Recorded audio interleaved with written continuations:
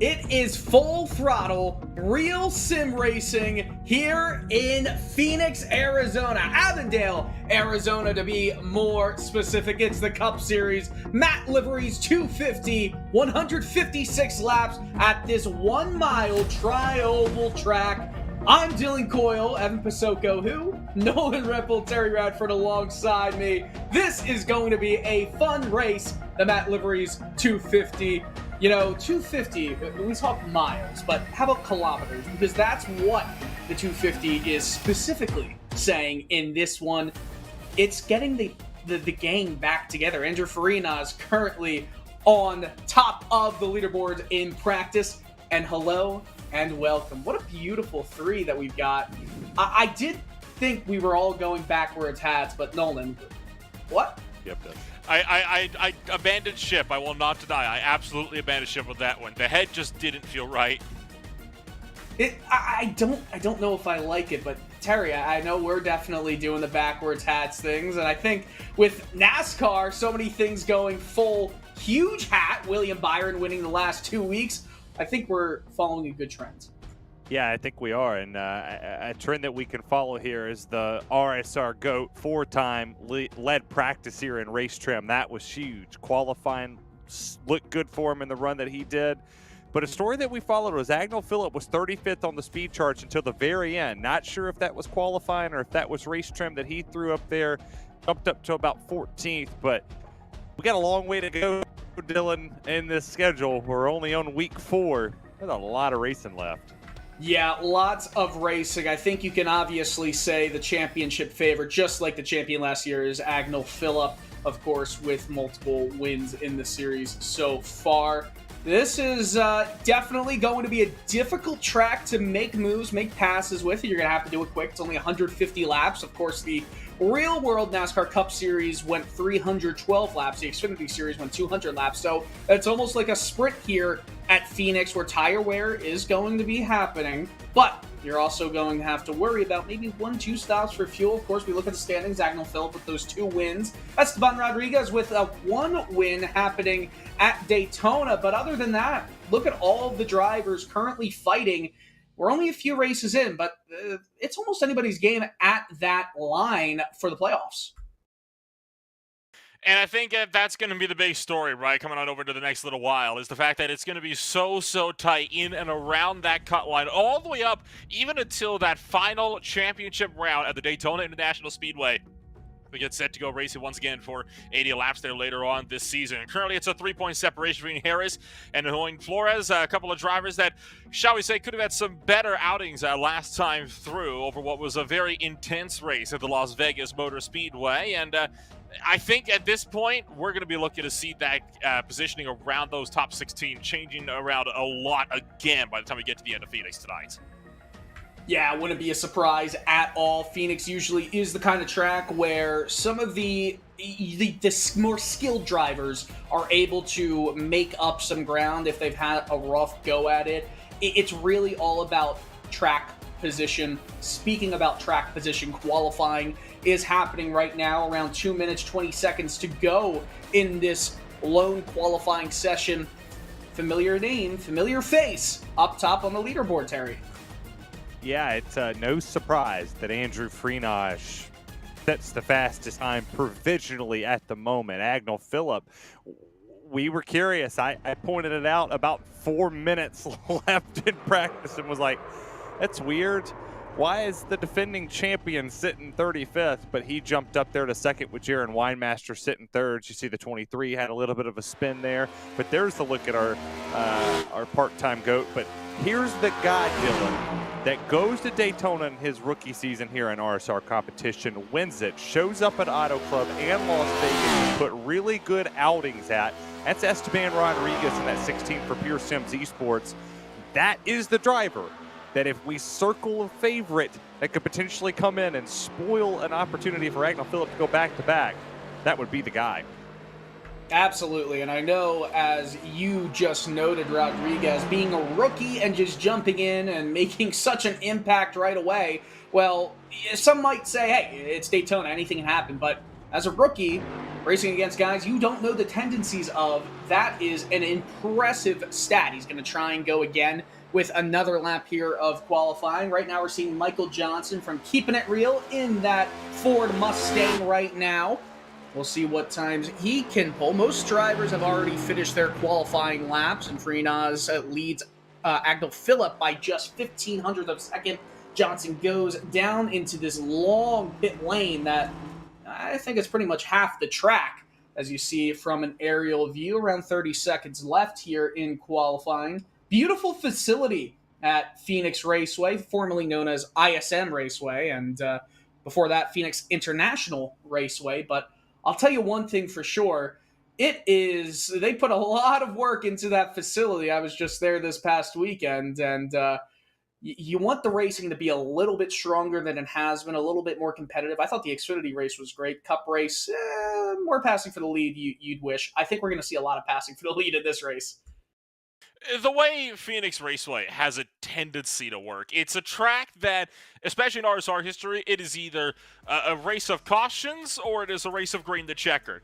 There has never been an in-between, at least for the last 3 seasons or so since I've come on board with the RealSimRacing Full Throttle Cup Series. I'm expecting that it'll be similar here today. Now, I think the big thing is I've seen a lot of people have been kind of struggling a little bit with these next-gen cars over the last week or so. Obviously, iRacing did release a few changes, not the biggest changes in the world. It's not like when they switched from the high downforce, low downforce, so we're all around 670 horsepower package, even at the update at the start of the current year. But it is a change nonetheless that drivers still have to get used to. And this is the first time we're going to be seeing these guys out for competition since that new update was properly implemented with these cars. It's going to be a big round of testing, I'd imagine, for a lot of these guys today to set themselves up for the coming 12 weeks or so. And speaking of the new update, 10:30 Eastern Standard Time, the moment this race is over, there's a Gen 4 race that needs to be had on the server at Homestead. I tell you, iRacing might have made a little bitty mistake, made a oopsie, as they said. But hot dog, there's a Gen 4 car back on iRacing, and I cannot wait to get to Homestead run it. It's going to be really, really cool. You know, I feel like the Gen 4 car is just such a fun and such a cool aspect. A mistake, as we will. But I'm going to let you two go through the grid. Nolan, these drivers you've seen for quite a bit now. Andrew Freenash, a driver running the part-time schedule for the duration of this season, starts on the front row with a 27.370. Agnel Phillip, after originally being 35th for the longest time with the time boards, looks like might be a bit of a sleeper tonight here. He'll start second in the 51 Pro Chevrolet. Jerry Weimerson brings it up with third, with Ron Dunkelberger in fourth for row 2. Row 3 here, Terry Holtz, Michael Johnson, and Paul Bergoli. Yeah, we go back there to row number 4 with Mike Raya and Esteban Rodriguez. Matt Danson, my championship favorite, sits there in 9th with Grant Davis in the 24. Jeremy Miller back in 11th, and David Kolb rounds out the top 12. Cody Harris back at 13th with Thomas George in 14th. Jason Staney brings up 15th with Brandon Bowie in 16th. Sam Biota 17th with Bradley Burke in 18th. 19th is Newen Flores with Richard Wolfzire in 20th. Ross Cato, Bagel Boy in 21st. Eric Stanford 22nd. Eric Papanow and Steve Tucker round out the top 24. Quickly moving through the field as we're rolling on the pace laps, it's Willie Schmidt, Nick Mara, Joseph Tice, Alexander Light, Gregory Shaw, and Brandon Fetterplace for the top 30. 31st, where you find Carl Pooler, Manatzi Major, Sean Casto, Brian Dixon, Sean Kalis, and Mike Kuczynski, 36th. That rounds out your 36-car field here at Phoenix. GetWetSports.com is the world's first digital content library which showcases and celebrates creators of all sizes and backgrounds, including iRacing, military gamers, and women in gaming. Getting listed is free. Find out more at GetWetSports.com and start on your content creation journey today. And let's get started with the green flag here in the Matt Liveries 250. We are underway at Phoenix Raceway.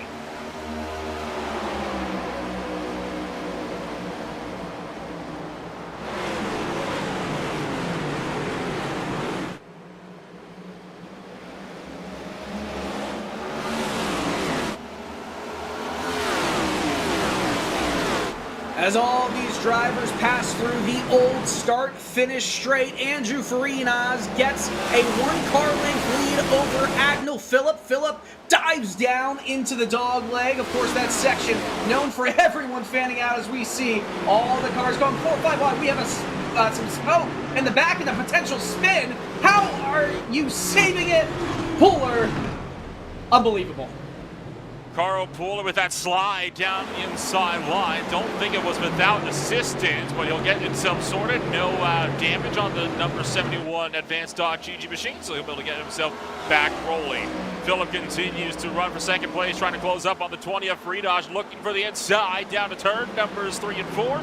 No room, but 20 car going to diamond off across the line. Phillip going to have to resign himself down for second place for now. Terry, the top 3 remaining unchanged so far in the opening laps. Yeah, and I think that's going to be kind of curious to me is how they utilize the dog leg. This is not the package you saw yesterday in the NASCAR Cup Series. This is the package that is on iRacing. It's the same car that they're going to race every week here. The changes were not bi-weekly like you see in NASCAR. We have the short track package and the non-short track package. This is it. This is the next-gen car. It had its little minor update, but the bottoming out when you go through that dog leg, you hit it, you start to bounce a little bit. How is that going to affect it? Did that affect Carl Puller in the 71 as he went for a slide early in this race? But top 3 stay single file now. We go single file all the way back here till we go to Esteban Rodriguez and Brett Cavoli. I'll tell you what, it also affected Tom Morano, who just spun and hit the inside wall in the dog leg and is currently in pit lane. I think he just left, credited with 39th position. It's going to be a difficult race for attrition for all of these drivers. We'll catch a replay right here of what happened to Morano. Just lost it getting on to the flat portion and almost saved it. And tried to just back it down, hit the wall, not too hard, but I guess Tom had enough at that point. Back to live pictures, lap 6 of 156, and make it lap 7. Freenaz's gap, it's getting a little bit bigger right now as Agnell Phillip has Winemaster and Johnson to worry about, who are going side by side into turn 1. Diving in side by side, 39 in the 9 car, side to side, door to door.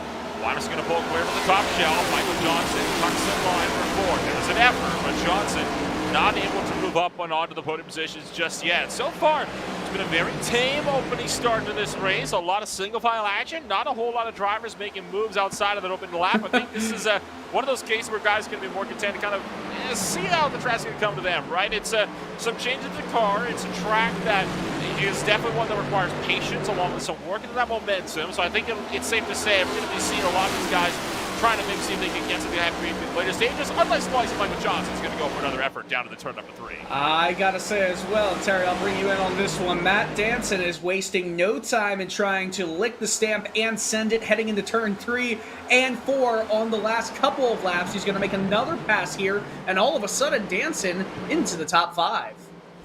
Yeah, Danson's kind of had a weird-ish first 2 weeks of the season. Last week put a little bit of a posting stamp on where he wanted to go, righting that ship in the right direction.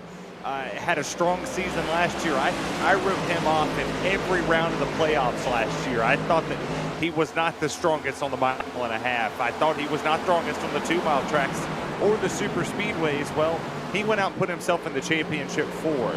Didn't come away with the championship. So this is more of a rebound. If you look in the top 5 at the moment top 5, you got the leader was in the Final 4 last year. The second place driver was in the Final 4 last year. And oh, by the way, yeah, the driver that's in 5th, he was in the Final 4 last year as well. So all we're missing at the moment is, I believe, Cody Harris. And we have all 4 of our top 4 sitting in this position fighting for the win. But I think if Andrew Freenage wins this race, every single driver up and down this list is going to want to come up here and be the special guest analyst for the week, because he might have learned something. You know what? I'll say this. He might have learned something from being the special guest analyst. I had no idea what I was talking about when I was driving and being the driver analyst. Nolan will remember some of that, but I did get one win in the IROC series. in Real It was in Sim Racing. Talladega. There's an asterisk over that. There were 13 cars. That's the bigger asterisk, okay? Hold on, though. That's true. It takes a lot of talent to win at Talladega. That's where all there's of my 13 wins cars. but 2 came from. Yeah, it takes a lot of talent. That's 13 cars you got to miss. Caution 13 flag. Hey, caution flag is out. Steve Durham reporting a code brown, which I think we all know what that means. We'll have to see exactly what happened. Looks like Eric Papineau, the result Might of have this made him one. go And poopy. he's actually taken the responsibility for that incident Whew. as well with the good old C. Wait till you see the angle that Steve Durham gets here, as Papineau will just again a self spin going around turn 1 and 2. Watch this. Woo! Really close right there. Almost made me go poopy. Hey, it happens. Steve Durham, look at this angle we'll get here. So from Durham's hood, we're going to see he's obviously loves Phoenix for many reasons, but he gets off the throttle, sees the smoke, and then watch him come right back down. He was that's the moment you want to put the brakes on if you're a spinning car. Well, I've done a lot of spinning in C Open this week, so I understand Eric Papineau's situation, and I'm sure I put a lot of people in the same situation that Steve Durham was in. I've gotten hit a couple times by people who just really don't know what checking up means, or you go as fast as the person in front of you, or you pass them, and they don't understand how passing goes either. But that's just a situation. If you put that tire underneath that yellow line right there, where it doesn't seem like a lot of transition in the banking, there's enough there to cause a disturbance in the front. Some strategy happening right here as the 22nd place car, Gregory Shaw, went into the pits as a few other drivers behind him did as well. He was the highest running car in the order to go into the pits, so we'll have to see if that's just a call to maybe get off strategy here. It's only 14 laps in, around 12 laps of green flag racing, so I don't know how much tire wear has become a factor. Maybe it's just something to help with fuel, but I don't know. That's an interesting call. I guess if you're 22nd out of the 39 cars that entered into this race, it's not a bad idea, but at the same time, it's such an important track position track. Quick caution, too, because everybody's still on the lead lap, save for Tom Morano, at least everyone on the racetrack. So we'll get this race back underway on lap number 16. So early yellow flag in this one, and still have over 130 laps left to go. Plenty of time yet for some of these moves for that lead to still be made. Yes, but it's such a track where going back into the 30s after being in the high 20s, I don't know. It's a decision. It might come back to haunt. It might help. We're going back to green flag racing here. Andrew Farinas has a great jump here on the first restart of the day. Side by side, Philip and Winemaster. Winemaster from third will get the better inside run. Then Philip, of course, starting right behind Farinas. It almost helps to be the car starting behind the leader instead of the car side by side with the leader. As we see Danson making another attempt at a move on Michael Johnson. I'll tell you what, Danson is a little impatient right now. Michael Laraya had to check up a bit as Danson lost some momentum there, and they're going to be side by side heading into one.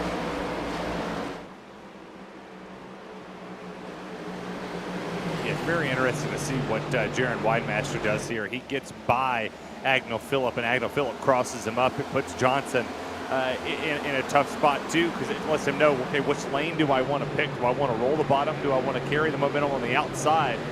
For the 9 of Winemaster, he's up there still side by side, but it allows the 94 of Agnell Phillip to cut that dog leg just a little bit better. And I think that second spot rather quickly, as Agnell washes up. It's a heavy fight here, Dylan. It's a fantastic fight right here, but all it's allowing Farinas to do is just get away from the trailing pack. Again, Danson looks to the inside of Johnson. Quick story on Farinas.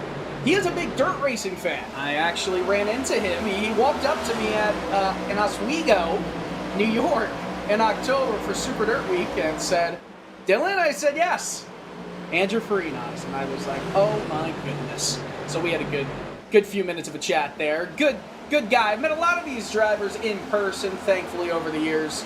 And Nolan, you're in Canada, and I don't have a passport.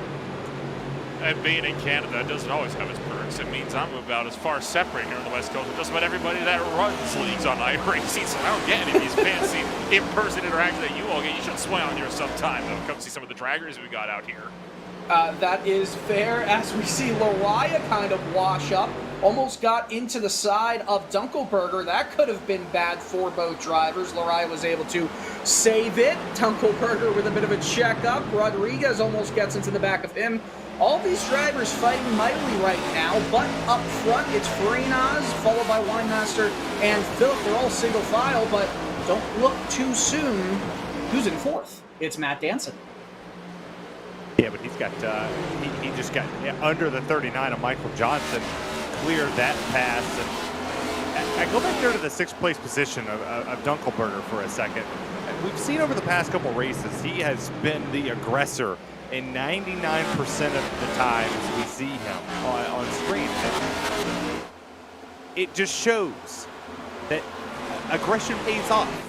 Not all the time, but he's made it work. That 18 machine, he's put it in positions that most other drivers wouldn't necessarily put in the position. And it's nice to see that boosted Camry is able to run up front quite often, but if he does get wrecked, it's Dunkel dumped. I'll just throw that out there to you. Oh, goodness. Okay. All right. Well, it is the Matt Liveries 250, and I guess Matt Danson doing a good job right now. I'll go 1 for 1 with you. I like it. I mean, Evan normally just ignores and just rolls what he does. I don't know who you're talking about. Who's Evan Pasoka? He does something with the eNASCAR. I'm not too sure. He might run something. I don't know if he's the admin. There's a league out there. There's a league. It's kind of real. Involves sim racing. It does involve sim racing, and Michael Lariah is racing in that, and currently he's fighting for position, losing a few spots here. Starting to lose a few positions here for Lariah. The Sim Speed Shop Camaro started this a bit further backwards down into the field. Just lost out to the Pure Sims machine of Esteban Rodriguez, our winner for the season opener at the Daytona International Speedway. And Jeremy Miller brought him over the XPM Toyota Supra. This is the Camry. Confusing the B-Class cars to the A-Class cars. Shooting to the inside of Lariah here as we'll power off of turn numbers 1 and 2. Oh, a bit of door-to-door contact in the 13 to the 44. That time by off the corner. They keep it sorted. Frank Davis, though, the Haseeb Designs 24. Wants to see if he can't find a hole. I don't know if they touched right there, but it definitely got close. Jeremy Miller is one of the more aggressive drivers in this series. Definitely makes his presence known. And he certainly got very close to making his presence known in a big way. He washes up a little bit right there. Allows some drivers behind to catch up. And we're pretty much single file all the way back until around the 20th position right now, where Eric Stanford currently fighting with Landon Mills for that 19th position. Yeah, that's Landon Mills' first start of the season. He's right here at Daytona. Actually, correct that. This is his second start of the season. He did start Daytona based off of being just great. It was either Vegas or Daytona. I can't remember. I just ate a Baby Ruth, but the driver said they wanted stats. So since we're looking at the 44 of Michael Lariah, I'll pull his stats up. So, you know, he's got 3 starts. Michael Lariah, average finish here is, I'm not that smart. His average start is 21st. His average finish is 23rd with the 1 top 5, and that was it. So looking for a bit of a turnaround here as the 44 machine and 7's looking to potentially get the 2nd top 10 of the season. You know, Michael Lariah is one of those drivers who, in his rookie season, was in position to win the championship before a controversial yellow came out late in that race. Lariah believe this is his 3rd season right now. Definitely has something to prove to get back there and get back into a championship conversation. Of course, Farina has won that as the yellow flag comes out. Steve Durham just Dixon. gave... Was it Dixon? It is. Brian Dixon's also up there with him. Oh, it's Tucker as well. Interesting. It happened right behind Steve Durham. I heard him give a ugh out loud. We'll catch the replay right here. Of course, Durham in the 10 car. And it looks like it was the same exact issue, just getting caught out by that weird banking. And yeah, you put the brakes on. Good job. Good right there. But the 03, of course, gets involved in that situation. You see smoke, you slow down, and look at the herd of cars coming into the pits. Will the strategy of some cars who pitted earlier come into play? Oh, I hope nobody stays out. You're a sitting duck at this moment. I mean, you're 30 laps in. None of the drivers took tires that came down, at least to my knowledge, on our timing screen, that they came on to pit lane for tires. They came in for fuel. They needed a green flag run to cycle through some stops to potentially put themselves to the front of the lead. But everybody comes down for 4 fresh tires. But interesting note, if we get a short run, maybe, I don't know, look at this, 5 laps, 2 tires. As Agnell Phillip won the race off pit road, it looks like Freenage to 3rd. Yeah, Farina has lost 2 spots right there. That is massive for track position. And, you know, I'll say, I thought Farina would pull away a little bit more in those 2 14 or so green flag runs. And that didn't happen. And now with the yellow, he's going to have to fight from 3rd.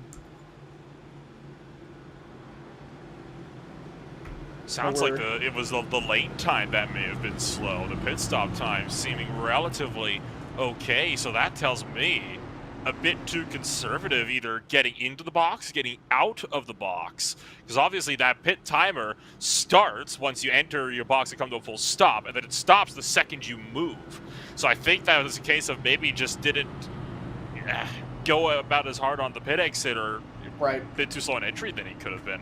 Too light on the brakes, maybe a little bit too easy going with the throttle on the way out. Potentially overshot? Yeah, potentially overshot. Nonetheless, way too slow. And, you know, going from 1st to 3rd isn't too bad, but at the same time, you don't expect that when you're coming in from the lead. Well, all it's doing is letting the lap leader of the season put his 102nd lap lead on the board. Yes, the people on Discord spoke. I listened. I have the beautiful Sim Racer hub up here in front of me with all these wonderful stats and things that people don't really look at, but I'm going to look at them because it looks fun. There's a lot of useful knowledge on this. Like, there is only one driver to have all 3 starts top 10s. Anybody want to guess who that is? Alex Bowman. Oh, in Real Sim here. I know. I'm going to give a guess of Winemaster. Wrong. All right. Nolan. Is it Rodriguez? Nope, it is Sean Casto. Oh, there we go. By the way, got a report in the Full Throttle RealSimRacing Cup Series RaceSpotTV YouTube live chat, and I verified it with the replay system. Farina's overshot that first pit stall, which was the reason for the slow lane time. So just a little mistake like that will get you sent back from 1st to the 2nd row. Will he be able to follow in the tracks of Agnell Phillip? We'll see on this restart. All the cars bunch up as we get into the restart zone. We're back underway here at Phoenix, and a great jump for Agnell Phillip, as well as Andrew Farina's Winemaster did not get a good start right there, and Matt Danson splits 3 wide to get into 3rd. He's not clear yet, but he has that spot for the time being. Side by side again, and it's going to be even going into turns 3 and 4. Side by side still for the final podium position. It's up top for The machine of Jaron Wymaster is going to pull clear. Dance into the Logic GLC Sports. Number 38 still working the bottom lane. He'll try to pull clear 1 and 2. The banking a little bit flat. He's able to work the inside lane a bit more, and he's going to be able to do so. Wymaster just barely finds a hole between Danson and Rodriguez. Rodriguez going to tuck in line. Look at Danson. But immediately send it down the inside for fourth, and there's Danson pushing for second. Danson is really trying to make use of these fresh tires immediately as we head to lap 36 of 156 in the Matt Liveries 250. Side by side, Farinas and Danson. Danson starting in ninth. Farinas, who restarted from third after having to lead the entire race, fighting for second right now with the Aussie Down Under driver. Yeah, it's 4 respective Cup championships in between the two of them, all 4 going to Andrew Freenage, but a winter series nonetheless for Matt Danson down there. Oh, that was tight. Side. He cuts it between old Rodriguez there, and Jaron Weinmaster's not going away. He's got that 16 all over the inside door. They're starting to paint it side by side. There's Dunkelberger, and oh yeah, there's Jeremy Miller in 7th too. Yeah, this is definitely an intense battle for the lead. Farinas going down the inside, quarter panel side by side between he and Phillip heading into 1 and 2. Joseph Tice, Sam Nieto not happy about something back in the field in the middle of everything, not quite sure what it is. Phillip still holds the lead for now. It was clear of Farinas. Danson in third. But somehow, someway, Weinmaster and Rodriguez are able to keep up with them the entire way while battling to a side. The lap counter continues to steadily tick away from the Phoenix Raceway, where Rodriguez hangs on for that 4th position. The last driver inside the top 5 is the likes of Weinmaster. It is single file all the way down throughout this field. 1 car is down onto the lane, just coming on in. It is Steve Tucker. In fact, he's not the only one. Papano also looks like he just came down as well. Better place side by side with Mara a bit further back in the field, while we continue to look at a battling development up in front as a lot of drivers started to get themselves sorted. Here goes Weinmaster with the outside charge. They're 1 and 2. What you're going to continue seeing throughout this run as we keep going into it is some drivers have been conservative and they're going to blast through the field in a few laps time, because a lot of the drivers right now at the front and in the early mid-pack, well, they are battling like it's the last few laps of the race. No contact, which has been very good to see, but they're definitely using up all of that rubber. And by the way, the track is hot.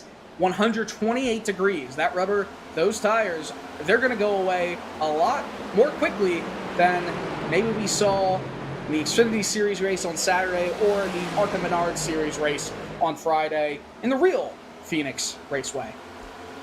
Yeah, and on the sim, I mean, I put a good bit of laps down. I think I have 6 or 7 C Open races because, well, I'm much better than an open car for some reason than I am a fixed series like what we have right here is the 44 and the 39 go side by side here, but it kind of makes you drive this on edge. You think I like ice skating. I know that sounds kind of weird. I like ice skating. I like watching. It was a weird transition, but yeah, I'm with it for now. But it's like that here on the racetrack. When you go into the corner, it makes you slide just a little bit off the exit. You go to get on the throttle, and the hotter this track is, the more rubber that's laid down with the dynamic track that iRacing provides on this wonderful service. It makes you drive it just a little bit different. My braking point was much different every 5 laps. I had to kind of change and back it up just a little bit. My throttle point was a little bit different every 5 to 10 laps where I went to get back on the throttle. And the back end of those trucks did not like it if you just tried to mash it and get into the throttle too early. Early in the run, you could get away with it just a little bit, but later on in the run, when the track got hotter and the rubber got built in, like you see right here, but these drivers don't really care as the 13th sent it in there. The only driver that I've seen out of the top 10 continuously on their own accord run at least 1 or 2 lanes above the yellow line has been Michael Johnson. Johnson's fallen 3 positions since the start of the race. Of course, we are coming into the 46th lap as they cross turns 3 and 4. Way up high was Dunkelberger, who totally missed that corner entry, and there's some contact between he and it looked like Lariah. They're 3 wide heading into turn 1. David Cobb down the inside line as Lariah going to back out from the middle, and Dunkelberger with that bit of a scrape to the outside wall. No damage. It looks like for the 18 car. Sorry's all around. Dunkelberger says it's all good. It's racing is what it is, so he'll shoot it back down and try to take off after David Cobb and retake the 9th place, make that 8th place now up on the boards as Lariah ends up losing 2 as a result of that whole deal. It's part of the that's part of the bad thing about going down and cutting that dog leg, right, guys? I mean, Lariah took a bit of a shallow cut there of that dog leg, but he lost so much time in doing so because you lose all your momentum as soon as you cut that dog leg. You have to rely on the line to keep that speed going for you in the run down to turn 1. You have to take that thing all the way down to the apron, or you're cutting that thing almost all the way down to the wall, or you're not making up any time doing that. Kind of depends on the car, right? I think if you actually race it on the server quite a bit, this next gen car does not like anything outside the ordinary. It does not like hitting bumps. It does not like going across the dog leg. And there's certain spots of the dog leg where you can cut it, and you can cut it without feeling anything. It's like you got maybe a 2-foot window that you have to meet that you could potentially cut it and not bottom the car out. You see some of these drivers here aren't doing it. Cody Harris, he actually went about 4 or 5 feet away from where everybody else was cutting it. He found a spot that was perfect for him. And if you find that spot consistency, it's there. In the trucks, I'll cut that thing anywhere. I'll cut it to come to the beginning. I need every bit of help I can get to not get wrecked in a C Open. I feel like that is a race you should be streaming somewhere. Racing the C Open and trucks. Yes. Yes! It's nerve-wracking.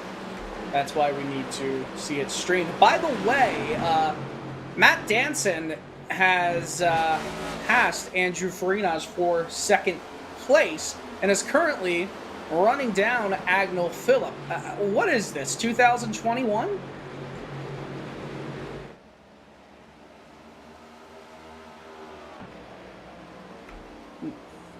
Anyone? Caution! Caution is saved by out. the buzzer. Yeah, saved by the buzzer, as Thomas George says, just as the tires start coming in. It looked like there was some smoke coming into turn 3, and it was Carl Puller. So we'll get the replay. A self-spin by Puller, almost saved it again, and oh, got rear-ended there, and you know, you're trying to save it, trying to keep the throttle in it. Sometimes, it's better to just pack it down, almost on a weird rejoin right there at the bottom of the track. Almost got into another driver racing there, but we'll see how much damage is on that car. But another medium-sized green flag run. All these green flag runs have only been around 15 to 20 laps, that being the longest we've had. Oh, how's this? A huge jump back out of pit road for a lot of drivers. There's only been so far 4. Make that now 5 that have taken down to pit road. The first among those being the likes of Agnell Phillip, who went down to pit road. Everybody else staying out. The other drivers that are down and in for service include, it looks like, I think I could potentially see Sam Mieto down into the lane. I know Paul Bergoli is in there, Bradley Burke, and then Michael Araya. Those are the only 5. Everybody else stayed out of this last one. Wow. You know what? It's kind of... You're in a bad position if you're the leader and you have to make a strategic call, because pretty much the drivers behind you are typically going to do whatever you don't do. Sometimes. Not all the time, but that's kind of the plight of having the lead. It's a great thing until there's a caution. You almost want to be second, so you know that at least if you go in, you're going to either have someone or you can make the decision to stay out. Well, I think right here for the drivers who did come down and pit, you're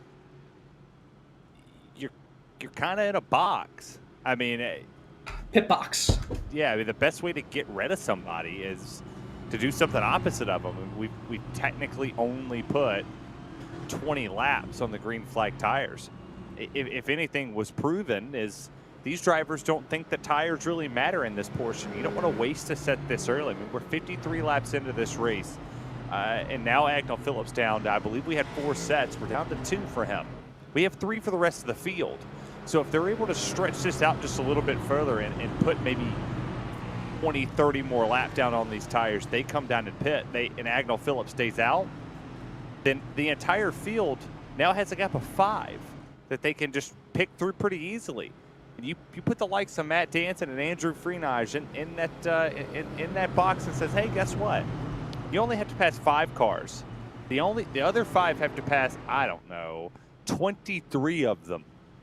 With track position, again, being so important here, obviously that matters a lot. Now I'm looking at Matt Danson's times over that green flag stretch that we just had from lap 34 till lap 50, lap 51, wherever you want to draw the line there. So give or take 16, 17 laps of our green flag run, there was around an 8/10, 7/10 drop off in speed there. Obviously, he was in the midst of some battles, but that tells a story because the numbers are similar.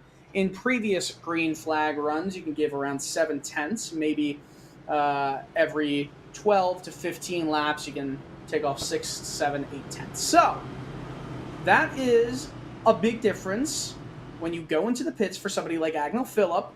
But like you were just saying, Terry, all that traffic in front, that's going to destroy the tires trying to make moves, especially as far back in the field as Phillip now finds himself in.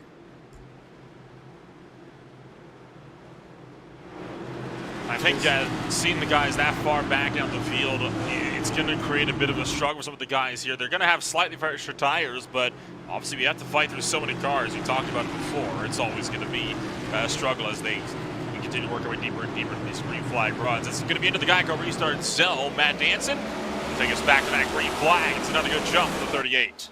We're about a third of the way into the Matt Liveries 250, and we don't have a clear answer on who the favorite of this race is. Side by side between Jeremy Miller and Esteban Rodriguez. Miller up from his 11th place starting position up to 3rd now. He's looking like a strong competitor. Freenage down the inside of Matt Danson. Remember, both drivers on around 20-lap-old tires, some yellow flag laps in the middle of that, but they're fighting side by side on the same length. Oh, Freenage almost came right back up with his quarter panel almost getting turned and maneuvered by Danson, of course, by accident. Jeremy Miller wants to go underneath Danson. Can't do that exactly, and Danson is going to force Miller and getting fought to by Esteban Rodriguez. Some great racing here in the top 5. That's what Phoenix provides, is good racing on the restarts, and then it provides good racing throughout the run, throughout the time of the tire life starting to fall down as Esteban Rodriguez stays side by side. Almost had a nose there on Matt Danson for P number 2, trying to get the 2-for-1 special. He's still going to go after it. They come into 3 and 4. We'll see if that 16 can get clear. Jeremy. Uh-oh, look behind! Michael Johnson gets into Dunkelberger. Dunkelberger gets collected. Yellow flag is out. What a good run destroyed for the 18 car. Grant Davis also collected. You see Ross Cato, the Bagel Boy, involved as well, and I believe there is Eric Stanford involved. So multi-car pile-up, and there's even a car further up front that got spun out as well. Nicholas Morrow, I saw, stopped further down on the racetrack as well. So there's a lot that happened here to put us under our next yellow flag of the afternoon. There's Dunkelberg getting sent around. Right there is the hit from Grant Davis, and right there you saw Nicholas Morrow go by right at the left-hand side of the screen. And tell you what, a messy incident, but so far, based on where a lot of these incidents have happened, I'm surprised we haven't had any that have been bigger than what we've had so far.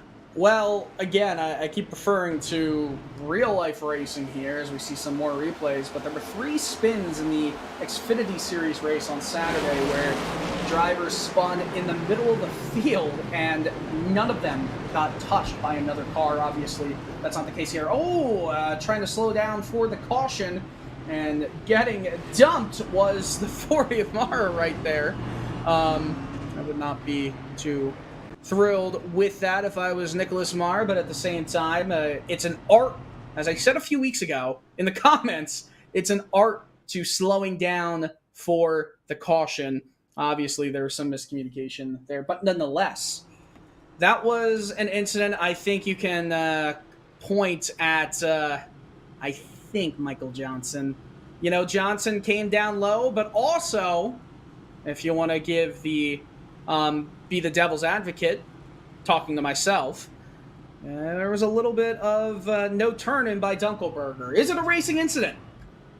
No, it's just overdriving this late in the race for track position. I mean, those are the. I'm sure if the GOAT was here, he would agree with me as well. Those are not 2 drivers that we put on the pylon or put on the track, and there's never a dull moment. We don't say, man, they really are conserving their stuff today. They drive pretty aggressively. You know, it's one of those things now to where, quick nugget, that the 2nd most laps led in the season so far was Grant Davis in the 24 machine. He got caught up in that. He won't add to his 62 lap lead total that he had. He's going to be mired back in traffic with a little bit of damage on this next gen car. But you take a look at the 13 of Jeremy Miller. He's another driver that I said last week, if he could just put a race together, not be so aggressive off the initial jump to try to lead all the laps possible, lead the last one, lead the one that matters. Right now, he's sitting here in P3, has an opportunity if we get a late caution, a green-white checkered of sorts, to show everybody how good he is on a short run. I would love to see Jeremy Miller really compete in this race. Obviously came so close last weekend, but Miller has always been one of those drivers you can see competing, but too often I think he's pegged as a super speedway ace, when in reality he's been gaining speed over the past couple years on non-super speedway tracks. Love to see that. Also ran into him at Dover a few years ago. How about that? That's another person I've met in person. Nolan, just Rub it in. I'm gonna rub it in for sure. Passing through turns 3 and 4 as the Crescent overlooks this new Phoenix Raceway facility. Green flag, they pass the Cactus flag stand, and once again, Farinas just sails into the desert for a big lead at the restart. Side by side, Miller, Danson. Miller rises up about a half a car length off of that yellow line. Danson is going to get a push here from Rodriguez into the corner. That's going to help Danson. And he's going to try and pinch Miller as close as he possibly can while maintaining that momentum as they pass 1 lap underway after that restart.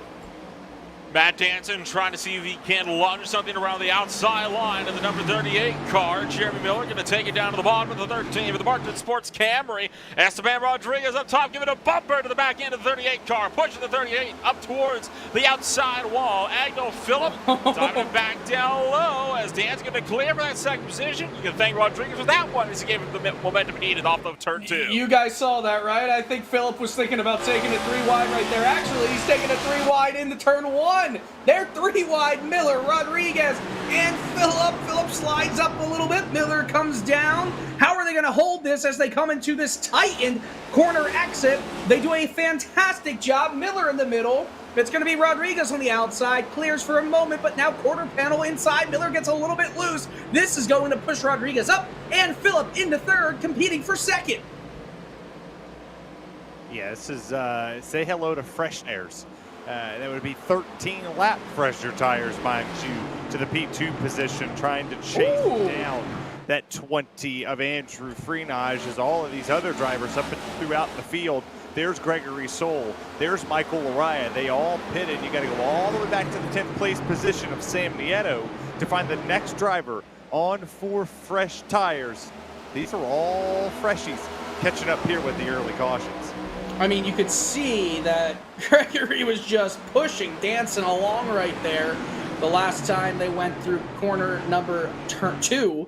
And obviously he's got this speed. Started in 29th, up to 3rd, of course, with a little bit of strategy. But hey, who knows where this is going to end up as just on... Yeah, right?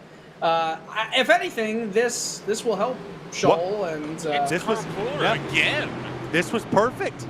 This was actually perfect. This was the strategy that I called. I said 15 laps. How in the hell did you hit him that late? Are you kidding me? That was really bad. I usually like to call it as it is, as they say, but... Like, where were you going in that situation? The car stopped. Know. So he's just along for the ride right there. I don't know why the brakes aren't being pushed on right there. I mean, the caution's out. Spin the thing around. You stop right here. Where was he going? In he fairness, locked it up. I think he panicked. Right. In fairness, Pooler also came right down to the across the track. While I don't know, that was just. Come on, let's wake up a little bit here, everybody involved. Just wake up. Am I wrong? I mean, it was bad from everybody involved. I get confused a lot of the times when I see things like that. I mean, I'm not the most perfect guy on iRacing. I make mistakes. I made a mistake yesterday. I sailed it in, got aggressive 3 wide, chopped the nose off, sent the 2 fastest drivers into the wall, right? But I was quick to admit my mistake. There's a lot of not paying attention, and that's on the 71. And like, stay there, just put it in reverse and then go. So what you're telling me is to put it in reverse, Ter. I knew I'm gonna write that down on my desk and say, don't ever say put it in reverse. Oh boy, but no, he didn't. Did you want to say exactly what we just got from our producer? No, come on. He sure did. Oh. Nicholas Mara out on 39, make that now 40, lap all tires. And I just looked up there at it, and he's sitting in the 9th, or now the 8th place position. Why? Well, the only thing I can think of is extreme strategy. That's not even a strategy. What if he took a set early unintentionally? Yeah, it's true. Could have absolutely done that, but at the same time, hey, you got 5 tire sets. That's the tire set limit in this race. 156 miles. Yeah, the tire wear is bad, but I would say, I don't know, maybe it's something where he's playing the long game. Well, Nolan, I don't want to hop in here, but this is the strategy that I called.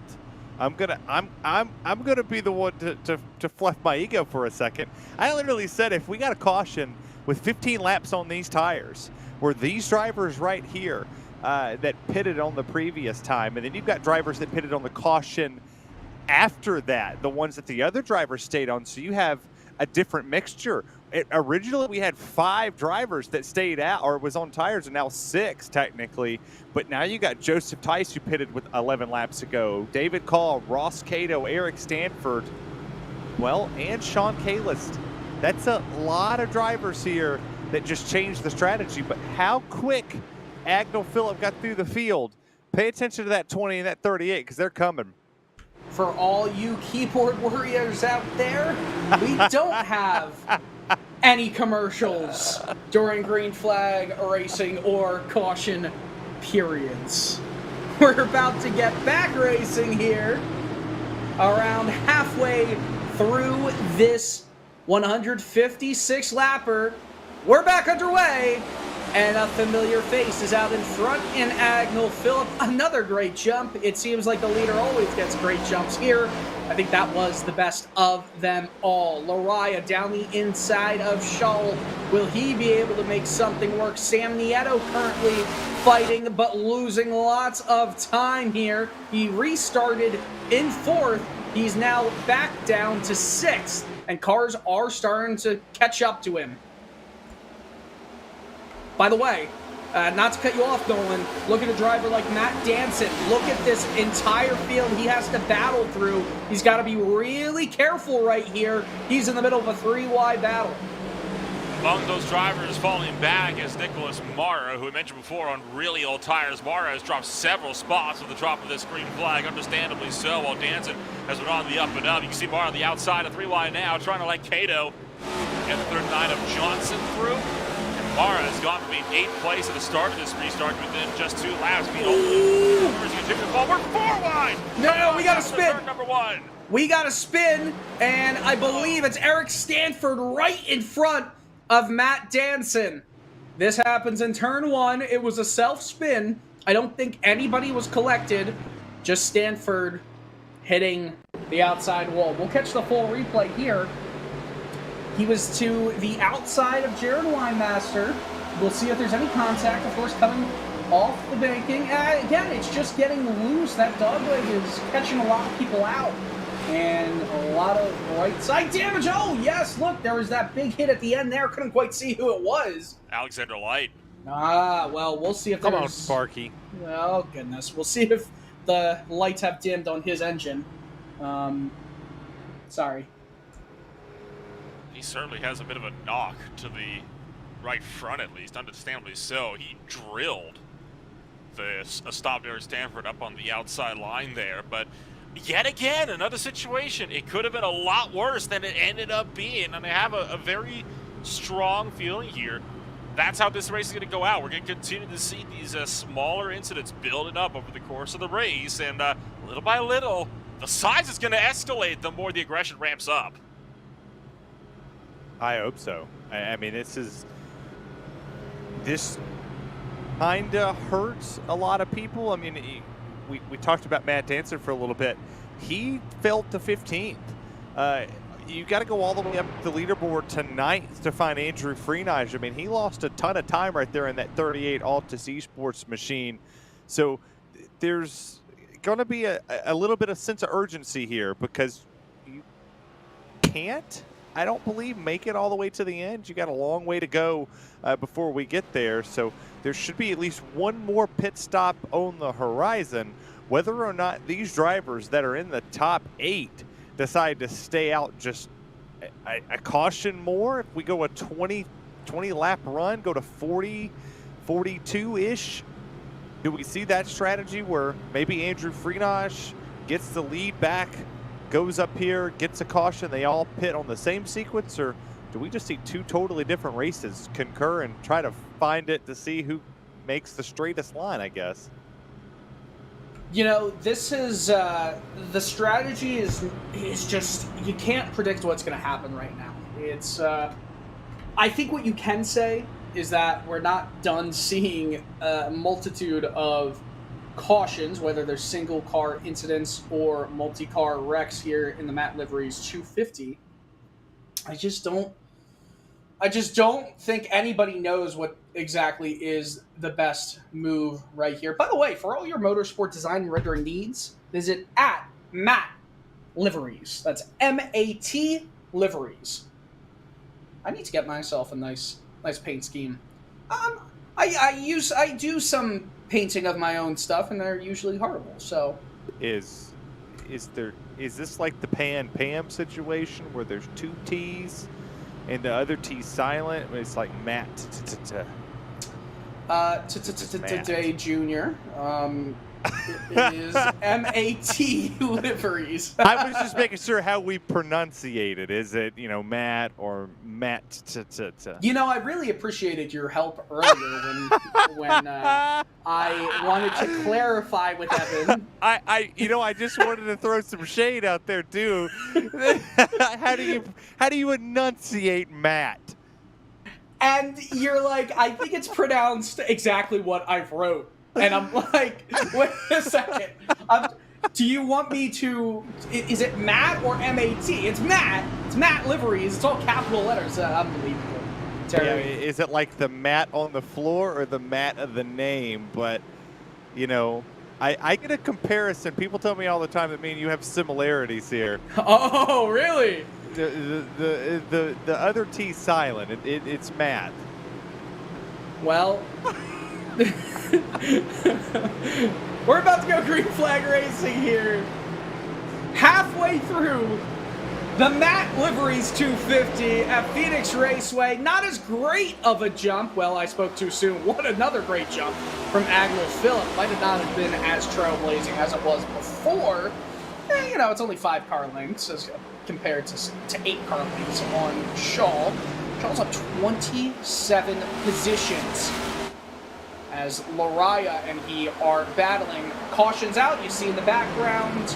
Cars getting together. We'll have to see exactly who that was, but I might be seeing some familiar...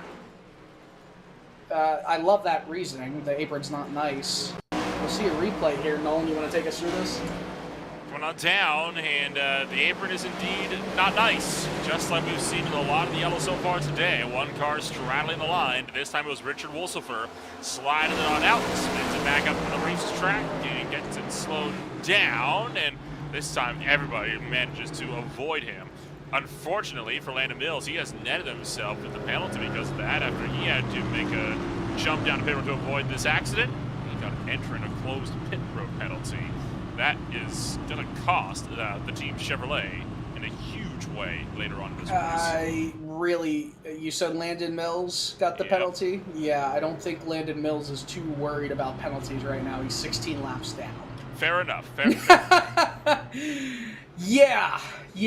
5 laps to go until he passes William Schmidt.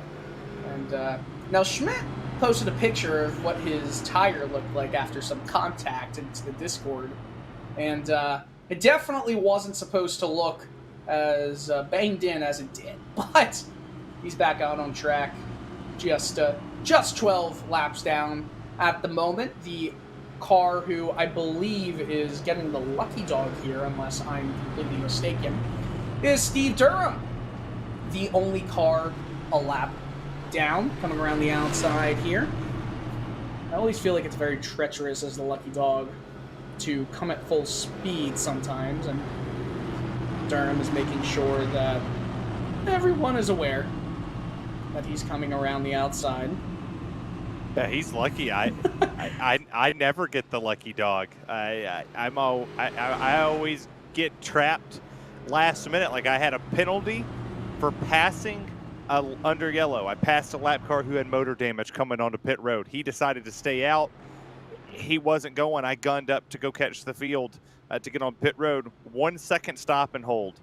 Went to serve the penalty. Was a half an inch away from the line. Caution came out, entered a closed pit. Tail end of the longest line. But then, lo and behold, when I finally got to serve the penalty, no cautions came out. Terry, I just want to let you know, I don't want to hear anything about that. Because I underfueled in the IROC Championship and ran out of fuel when fighting for the championship with Nick Silver with 5 laps to go. See, you remember I'm that, not Nolan? that talented. I'm not that talented to fight for a championship. 13 cars. Nolan, you remember that? Nolan's not with us anymore, I guess. R.I.P. to Nolan. Hey, look at Evan Pasoko in race control. Where is Pasoko? Wait, that's not Evan. That's not Evan. He's just gotten access. Who's on Evan's account right now? I bet it. Oh, I bet it's our wonderful race controller, Mr. Mendoza. You know, no one is trying to talk right now, apparently. Hello? Hey! There we go. Hey, Nolan. It helps when the chair does not roll over your microphone cable and pops it unplugged. Hey, Nolan. Don't let your chair roll over your microphone cord and let it unplug. Yeah, I know. I know. Okay. I just throwing it out there. lessons with the RaceSpotTV crew. Good memories, though, Dylan, as what I was trying to say earlier. I said that about 4 times where you mentioned it looks like we've lost, and I was like, oh, okay. Well, at least it wasn't our problem, and it was your problem. Good job getting it fixed, though. hashtag blame Nolan. We'll make that a trendy one. Hashtag blame Nolan. Matt Liveries, 250, back to green flag, racing lap 84 of 156. They all fan out in the dog leg, almost 4 wide, dancing in the middle, trying to fight his way back up to the top 5. Agnell Phillip holds a, albeit small, albeit big lead, if that makes sense. Not as big as it used to be. Matt Danson makes some contact and sends a driver into the wall. Was that Dunkelberger? No, it was, trying to see who it was, the 35. It appears. Diving it back down low into turn numbers 1 and 2. It's going to get tinier coming down the back straightaways. Once again, our field gets set to fan it out on the restart. The restart, by the way, is under review. And that was the 95 of Bradley Burke, who was sent into the wall by Matt Danson and is losing a ton of spots as we speak. Yeah, I'm not too sure if Matt Danson truly cares who he makes mad at this portion of the race. It's go time to take a look at a full throttle RealSimRacing replay. They go through the corner, and right off the exit of it, bam! Yeah, The slight contact with the wall he goes, but I look here, it's close with these tires. Freenage and them still sitting back here, just minding their own business, but it's go time. I know we weren't in live pictures right there, but Landon Mills just came out of the pits and blended back in while everyone was fanning in the dogleg. That could have been Kevin LePaging the field at Phoenix. That Ouch. was, you know, one of our hauler drivers for Colleague Racing was the driver for Kevin LePage at that time, and he didn't think anyone remembered what happened, and we all remember. We all remember. Oh man. Apparently his spotter said to blend.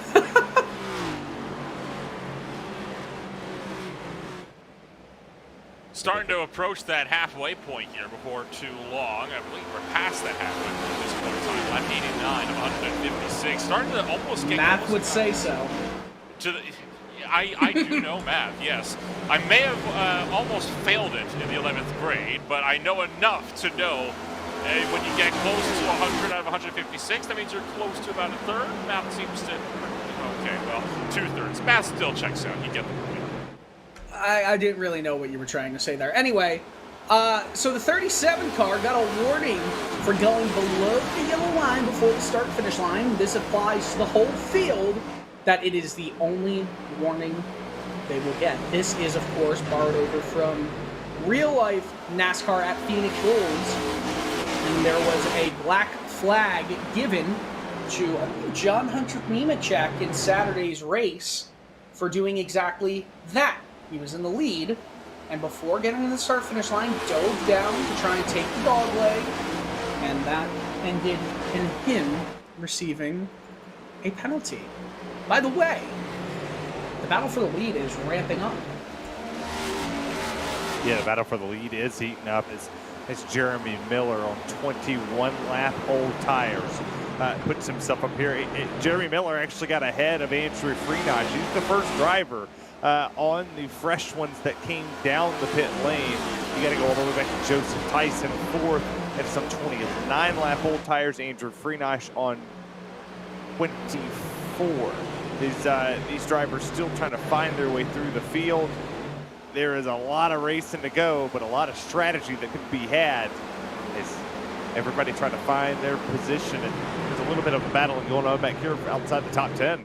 Yeah, I was recognizing that as well, Terry. Rodriguez, Johnson, and Dunkelberger are all fighting outside the top 10. We saw them fighting in the top 5 not too long ago, so I'm not sure if this is just tire length, tire wear, or something like that, or just potential slowdowns caused by traffic as they go 3 wide right here for a brief second. And they avoid everything except Michael Johnson had a bit of a wiggle. It'll cost him some spots. Diving back down to the turn numbers 1 and 2, those slight little wiggles are going to become more and more prominent the deeper we get into these runs as the tire wear starts to fall off more and more. You see Dunkelberg trying to find his way around the outside of Michael Johnson right in front of him. That's S-Man Rodriguez trying to follow Jason Staney through. Staney is side-by-side battle with Wildmaster for the final spot inside the top 10. It's set to take 60 laps to go. 61 laps to go this next time by. 3 wide behind. One car sliding down and making contact. Michael Johnson way up the track. He's tipped again by Thomas George, and he'll manage to save the car off of 2. But a heck of a run for Johnson. We almost had the next caution flag right there. Oh boy, Johnson just came up a little bit underneath the car of Paul Frigoli, and that could have been really, really bad. As we go back to seeing everything in the mid-pack, gotta say, right now, the top 4 are kind of under a blanket right now. Sean Picasso saying, Sam, it's all your fault, why you have to be so fast. Don't you love hearing that? Sam apparently scared the rest of the field. Oh, goodness. Lap 96, 97 of 156 right now, so we're just around 60 laps to go in this race. It's going by very quickly in Avondale, Arizona. The site of Phoenix Raceway, which underwent a lot of changes over the years, over the past few years with the front stretch, what used to be the front stretch, the start-finish stretch, being changed to right before the dog leg, and of course, grass being taken away, the crescent being made, a all-new infield fan zone, which I gotta say, one of the best facilities in NASCAR. Of course, most recognizable is the grandstands where they're flying by right now being taken away, and it's all RVs right there. It's made it into a very unique fan experience, which is more like a stadium than most NASCAR tracks. What I love is the fact that Jeremy Miller, the driver we were talking about just a few laps ago, has the race lead over Agnell Phillip, the defending champion of the RSR Winter Series and the Cup Series, starting to add to that lead as well. It's now 0.6 of a second separates us to become to lap 100. So this race is essentially flying by at us. So 57 laps remaining here you said Avondale, Arizona? I always thought it was close. How close is that to Glendale, Arizona, where the Cardinals are at? Well, I stayed in a hotel literally a quarter mile from State Farm Stadium. Is that where the Cardinals play? Yes. Which is around 20 minutes from the track. Huh. Yeah. It's cool that I get to go to these places and talk about them. I like it. I do, for anyone that doesn't know, I work for Pollard Racing, PR for Chandler Smith, so anything I can. What? Oh, yes, I see it. There's a spin. Nieto almost did some PR, and so did. Who is that right there? Oh, wow. Gregory Shaw. Surprising to get hit for an unsafe pit entry penalty there with that one, but he is all good to go. And I think if there's ever a way to get a commitment line violation when the commitment line is so close to the pit barrels, that'd be it right there if this was the real World Series. That was dangerously close, and this was just, it almost seemed like something, I know this is what happened, but it almost seemed like something broke in steering if we were comparing this to real life. He was about to go into pit lane and then decided against anything. Maybe it was a split-second decision, but he's going to be swallowed up in a bit as we see some more battles happening on track as Farinas, Danson, Phillip, Miller. Oh, someone just got absolutely turned. Some contact, and it's going to be Brandon Bowie, who was involved in that in the 23 car, in the Toyota, and we're going back under yellow. Probably going to have around 48 green flag laps to go once we get back underway. We'll catch the replay here through the dog leg. Everything's fine. Oh, just absolute boo-boo. Absolute dumping. Jaron Winemaster right there. I don't think that's Winemaster doing it on purpose, obviously, but... Where are you going? Yeah. Wow. We'll catch the onboard replay. I wish we had some of the throttle input. He just miscalculated where he was going to be. Bam, that is son. a big hit. That's a big hit to the engine. I wonder if maybe he thought Boo was going to be further up than he was when he started to turn down. Maybe, but I tell you what, this just changed this San race Diego complexion completely because, well, everybody should now, except for, I don't know what Sam Nieto's doing other than maybe getting a point. He's going to most definitely come down pit road right here. So should Grant Davis in the 66 of Gregory Skull. Like, Gregory just almost spun on a pit lane. Sam Nieto caused the chain effect that put the 66 around, and the 24 still has damage on the right side of that next gen 24 machine. This is going to get interesting. This is going to be very interesting. I don't know exactly what the lengths of these the tires, so hopefully we'll get that brought up in just a second. Yes, Bam. We got this right up here.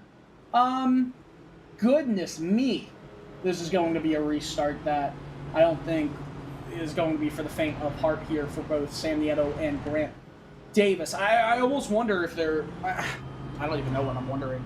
Honestly, this maybe...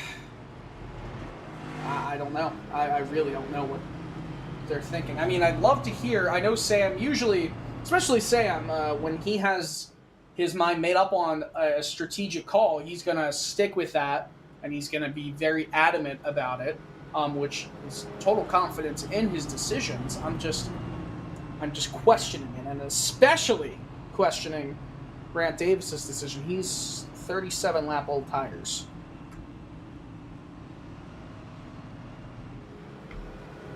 Interesting. Yeah, I question it too. I mean, he won Gateway last year. The two of Sam Nieto did on a what we thought up here was a questionable two-tire stop. He ends up winning it, but this is a little bit of a far stretch. I mean, you're going to have 50 laps to go on 26-lap-old tires, and Jeremy Miller in the 13 sitting in third, Andrew Freenage, Agnell Phillips sitting 2, 3, 4, and the guy we haven't talked about at all today, the 28 of Cody Harris. He's almost cracked the top 5. He's sitting in a 6th place position. There's a lot of stout people behind him.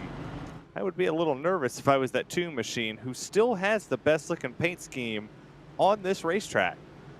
You know, you did bring up Cody Harris earlier in this race, of course, fighting just outside the top 10.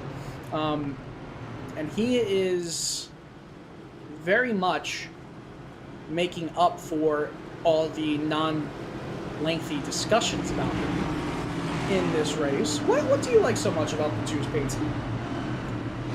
Moonshine. Oh, that's He's fair. got the apple pie on it this time. Oh, that's fair. Last time he had the chocolate. Now he's got the apple pie. That's Tennessee's grown moonshine right there. Fair. Rocky Top will always be home sweet home to me, and that's the best. That is the best looking paint scheme or livery or whatever people want to call it out there in the chat. That's the best scheme on the track right now. My hat has a Chevrolet logo facing the screen, so I'll just leave that right there. Green flag back out into the air. Nieto let it go for as long as he possibly could. Andrew Farinas has a black flag. He's going to have that cleared right now. 4 wide going into turn 1. Harris on the outside. Phillip on the inside. He clears. Miller gets bumped by Danson and gets collected. Davis involved as well. This is the big one at Phoenix. Everybody's getting as ready. well. Oh boy. Remember when you said that you don't care, or you don't think Matt Danson cares who he makes enemies out of right here? Oh, yeah. Jeremy Miller says, Man. I got dumped. Understatement of the month right there. He most certainly did get dumped, and that's going to send Davis hard to the outside wall. Man, Miller got clobbered because he not only got put up into the wall, but then he got shoved back into it when Davis hit. Then you see, I think that was Rodriguez got hooked by, I think that was Laraya when he came up and hit the outside wall, trying to scramble to avoid all of this mess. That just is remarkable. I mean, Danson said he's not going to lift. Okay, so you don't have to lift, but at the same time, you gotta. There's a reason why in official races in iRacing, if you make any kind of contact with somebody, it's going to give you a 4X, whether you're at the fault of the problem or not. It's because you want to try and keep the car clean and live to fight another lap. I don't think we necessarily saw that right there from Danson. I mean, yeah, I know. It was a 4-wide situation. The 13 got in there. The 38 got in there. At that moment in time, the moment that 13 checks up, I'm not going to blame either one of them, but if you check up in front of me, you're going to keep it in throttle. Yeah. I don't blame you for that. It is racing. I'm not lifting. It's not my job to protect you. It's not my job to coddle you if you can't hold your car and you can't get back on the throttle and then you have to check up. I'm not going to do it. There are times in the race that I will, but 46 laps to go? Nah, son. I'm right there for it. I'm going to stay in that throttle. I'm not lifting. And if Matt Danson burps it in that situation, if Matt Danson just cracks it half a throttle, he's got Jason Staney, Ryan Dunkelberger, Michael Laraya, Cody Harris, Bradley Burke, Thomas Stewart that are all excited to go over here and take advantage of him cracking that throttle and potentially throwing his chance to win this race out the window. Now he sits outside row 2, right behind the guy on fresh tires. And it's still Sam Nieto who's on 29. Now make it 30-lap old tires. I think you're going to see the 38 and the 20 set sail here in a second. So, to your point, he cracks that throttle, and then he's the one that's potentially getting dumped because they're all in that accordion effect right there. So, perhaps I was too harsh in my initial opinion, but I still think maybe I'm just too cautious of a driver. That's why drivers like the old man in black, right? Rattle their cage. Well, it's exactly what Danson did. He lives to fight on, and unfortunately for Jeremy Miller, who we were talking about, struggling at times to put in a full race performance, is out of this race for the time being. You know, another driver, a few drivers that are out, obviously Davis was fighting up there at a time, and Rodriguez out of the race, so some fairly big names involved there. Pace car going to pull down and into pit road. Nieto again up in front, so is Freenage. The top groupings here have been very much unaffected by a majority of the incidents so far. It's all been further down in behind, particularly though the top 4 remain mostly unaffected. Danson might have 1 or 2 drivers gunning for him now after this latest caution, as we'll come through 3 and 4 to take the green flag. If anyone can handle getting their cage rattled a little bit, I think it's Matt Danson. Green flag back out in the air. Sam Nieto will attempt to set sail, but only has around a 3-car length lead out of the dog leg. Freenage, Phillip side by side. Phillip really fresh tires. Nieto swims up the track. 3 wide. Nieto wants them all to know he's going to lose multiple positions here. Phillip, they're still 3 wide, has the inside track, still side by side with Freenage as Nieto drops back even farther. Matt Danson in the 3rd, lap led by Phillip, but Freenage is right there on the outside. What was Nieto thinking again, not pitting though?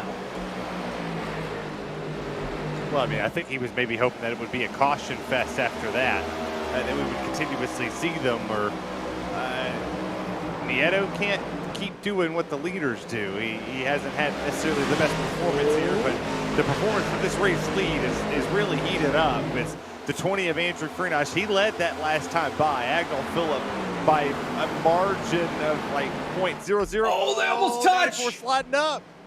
Oh, they leaned on each other a little bit, sliding up one more time. Phillip has to get out of the throttle. This is where that outside line is starting to come into play. At the beginning of the race, all they were doing was being glued to that yellow line, the inside line. But Freenash is trying to get clear, still has Phillip at the quarter panel out of the dogleg into turn one.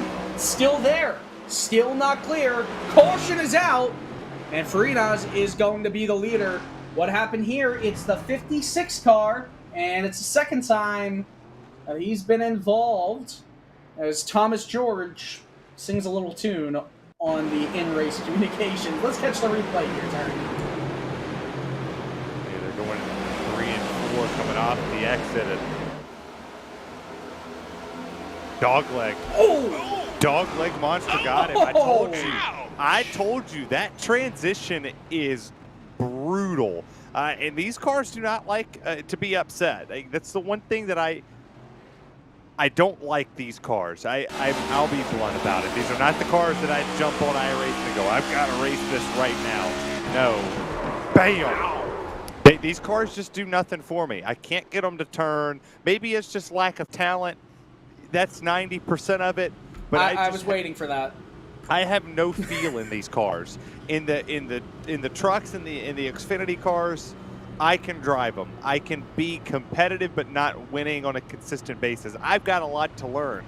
But the next gen car to me, this is why I say that the Coca-Cola iRacing series is the premier series when it comes to sim. Is because those drivers have adapted for years in different race cars, just like the Cup Series drivers. They have a lot of practice, but they don't get a whole lot of differing sets. Like everything changes in iRacing within the builds. So after every build, they have to go back to the note sheet and do it again, and they continuously evolve. And they drive these things like it's going out of style and make people look dumb. These drivers here make me look dumb on a regular basis. I'm just good at looking at numbers and making it sound pretty. That has got to be one of the weirdest wrecks I have ever seen here. I have never in my life seen anybody hit the wall in that particular spot ever. You've never hit the dog leg going that fast with the steering wheel turned to the right before. So do you remember? It's snappy. Do you remember who had the Code Brown moment at the beginning of the race? Durham. I'd love to see his in-car camera on that wreck, because if Code Brown was earlier, whew, what's worse? Code P and Brown? I think that would be pretty bad as too. Goodness, we're getting way too TMI at this moment. I guess I opened it up for that. You gotta ask the question. I gotta ask the question. I mean, if you got the Code Brown, and then you get the other code, I would be a little nervous there for a second. So I wouldn't sit here for 38 laps if that happened in the rig. But did you know? Did I mention it at the start of the show that there's Gen 4 cars back on iRacing? You might have mentioned it once or twice. Go on. I'm excited. You know, this isn't a part of the show. I'm going off script for a second. We got one lap to green. Yes, you know, you could join iRacing. You could go to iRacing.com to start your time in the sim. It's your ticket to the eNASCAR and in the world of motorsport, because you can race every car but one on the sim with hundreds of track scanned in cars, and it's a massive discount. And if you follow some of the Coke drivers on Twitter and like and retweet their posts, I think they're giving out some 3-month membership stuff. And if you're at Atlanta Motor Speedway or a couple other speedways here this weekend around, and you run into one of these Coke drivers that are great ambassadors for this wonderful esport, well, I don't know, they might hand you a 3-month free membership to iRacing. And if you do get that 3-month membership, make sure to hit up Matt Liveries for all your motorsport design and rendering needs. That is called Fusion and Synergy. We should take people to promo classes. I mean, yes, absolutely. And if you're going to Atlanta this weekend, if you're there Saturday, hit me up. Maybe we'll get an autographed Chandler Smith bit of merchandise. Green flag back in the air. How about that for a promo? As they all fan down into the dog leg. I gotta make sure that was really close. The restart is under review. Man, I'll tell you what, Farinas just barely stayed above the yellow line. And that's what they're reviewing on the start. 35 laps to go. This time by as drivers try to get themselves situated here under this latest restart. Hopefully the one that will take us down to the beginning of the race, or to the end of the race here from this point in time. As Phillip is trying to take that wider diamond hard down to make a run for the race lead, but you can see in for the back, Raya, Dunkelberger, Castell, and George all under a blanket. Side by side, a few rows deep. Dunkelberger trying to pinch Lariah and down to the bottom. Off of 3 and 4 will cross, start, finish. And Lariah gonna hightail it after turn number 1. Word race control, restart has been cleared. Yes, and going to mention that as well. I think they were really looking at Farinas' restart there, and he played that restart perfectly. But right now, the top two under a blanket. Phillip is just 1 car length away from getting into Andrew Farinas' gearbox, as they say. Well, I'd be kind of curious here as Joshua Mendoza sent us that Agnell was being looked at for a potential lane change there on that restart. The rule here in RSR is, especially here in Phoenix, you cannot cross below that yellow line before you get to the start-finish line. Same goes for second. They cannot swap lanes to the bottom. They can't move around here. They're stuck to that outside until they touch the start-finish line, and then they can move. But some part of that car has to touch it. As you see right here between the 6 George and the 44 Michael Araya. One's on the high side, one's on the bottom. We'll see who's able to get this one out of the 6 Atomic George. He moves his way to the 7th place position as first and second have got Matt Danson in 3rd. Let's play some hypotheticals right now. There is no need to go back into the pits if the remainder of the race is under green flag conditions. Remember that question, does the broadcaster's curse exist? Well, we're testing it out right now. If there is no caution, then the fuel is fine. The tires will get worn down, but pretty much everybody is on the same set of fresh sticker tires.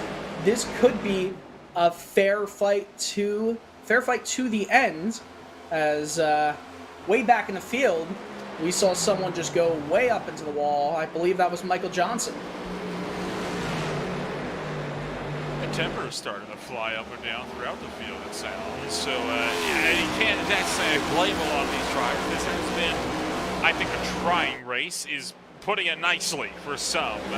And the further back you get the field, the more trying the race has been. Overall, tempers flare in the desert. I think that's a kind of a good term to kind of put it on that one. As we look back to the likes of Nicholas Barra, trying to get up the inside of the 88, gonna scare. Sorry, 66, gonna push Gregory Shaw wide. Well, Bobbles on the extra 2. Allow Michael Johnson to push through from the outside, and now Alexander Light trying to work up the inside lane as well. I'll tell you what, this is the accordion effect. If you could ever seek one out, Gregory Shaw is kind of almost the leader of, you remember the Yarno Trulli train? The Trulli train? This is, trying to think of a rhyme that works. I don't know. Look at this. Testing our 8 class. No, I wasn't. You see the 8 of Light trying to make a move on Nicholas Mara. How about this run for Mara right here? He's running in 20th, so midway through the field, but he has definitely gotten himself from a, I love the models, but he struggled in his first few years with RSR. He's starting to ever so slightly catch up into the mid-pack, and it's really nice to see. see right behind him, though, you see the 2 of Sam Nieto hit it 13 laps ago. Just hasn't found the speed that you would expect out of Sam Nieto. Had some wins last season, put himself in good spots to get it, but right here just hasn't had it. And looking at speed as well, as the driver sitting in the second place position is not necessarily faster than Andrew Freenage, but you know, I look at this as a counterintuitive moment for the 94 of Agnell Phillip. You don't really want to race Andrew Freenage too hard because he has nothing to lose. He's part-time this season.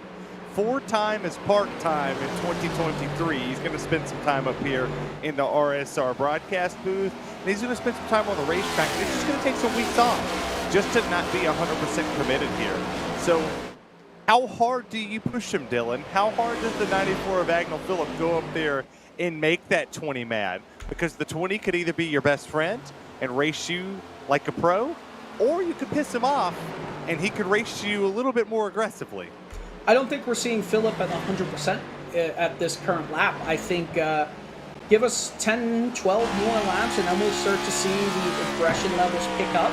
Because right now, Phillip is just doing everything he can to just stay within the tire tracks of Andrew Freenage. And Freenage, I think, to his credit, is doing the exact same thing. I think both are sandbagging it a little bit right here.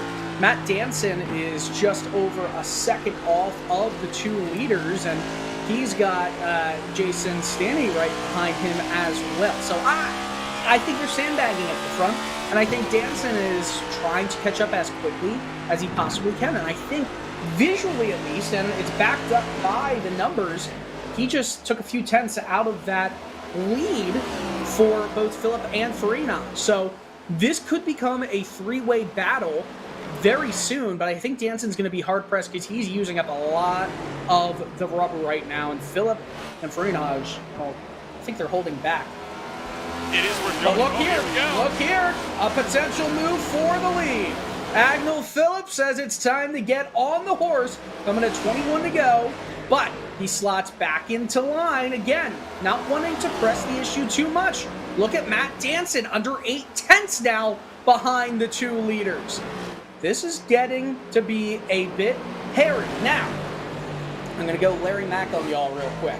The average last caution happens in the Cup Series in real life with 20 laps to go at Phoenix. 20 laps to go with green flag conditions. Right now, Danson 7 tenths back. This is going to be a good battle for the finish. Phillip is closer than he's ever been coming into turn 1, but you can see Danson just getting closer in the rear view mirror. This could be another run for Phillip down here. I think he's actually just a little bit too far back. Look at that. He goes right up to the gearbox. He's not pressing the issue.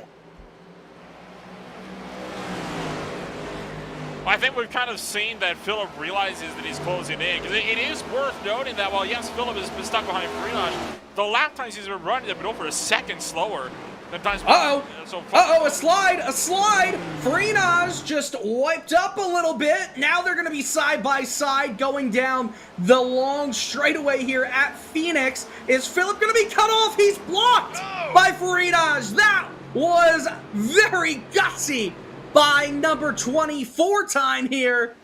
My goodness. I think Phillip's going to be seeing red after that.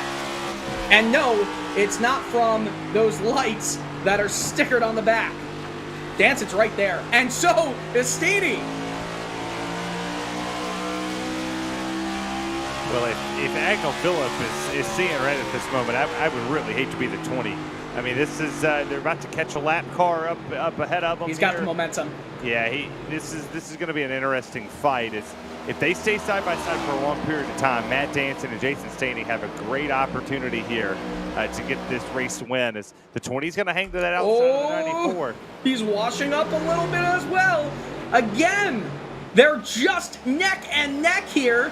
Danson is going to use this to his advantage to get even closer. He's half a second back, just a few car lengths. My goodness, they're racing like there's 2 laps to go. There's still 16 laps, 16 miles left. And Phillip going to continue to have to work that bottom lane. I think he's going to have to get something, though, when we get down into 1 and 2 here, because he just can't have the momentum. But he's going to wash up from the apron. Freenage going to try to pull clear from the top shelf now. Can he finally get clear from Phillip? Phillip's still looking for the inside line, but he's going to tuck back in line. So Freenage, you hear that? Again, fending on Phillip with 15 to go. Did you hear what Stanley just said? He's not going to try and pass Danson. That means they're going to almost work together to catch up to the 2 leaders. This is under a blanket for these 4 cars.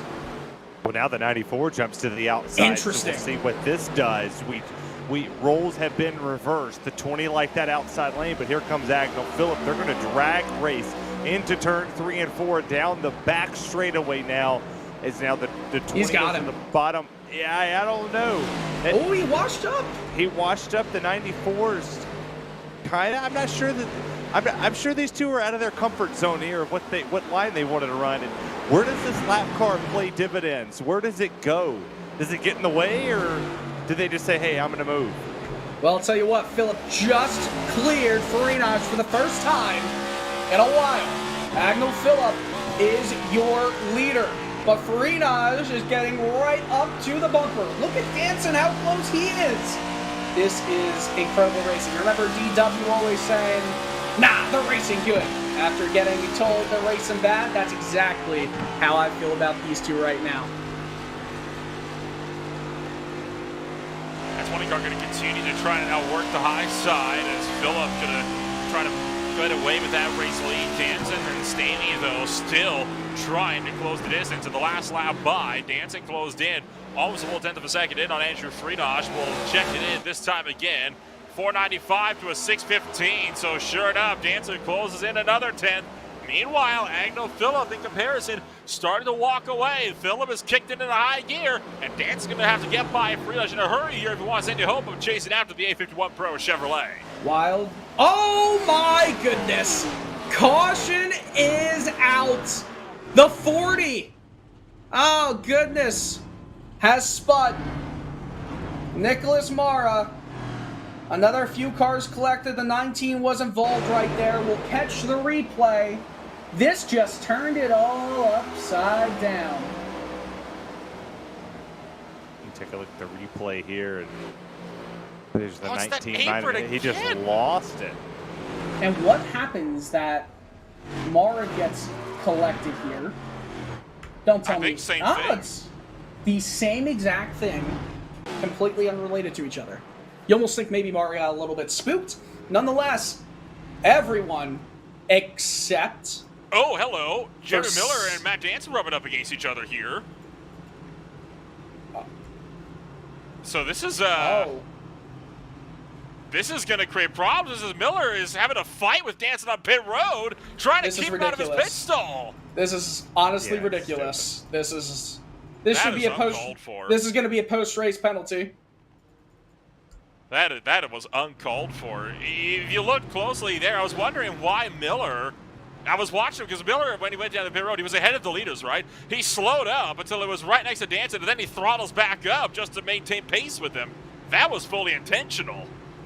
I don't know what Danson did. No, that's retaliation for when he stuffed him into the wall, isn't it? Right. Yeah, it's exactly that. And Miller is upset about, or said that Danson's upset about something last week, and we're catching the replay right now. This is just completely uncalled for.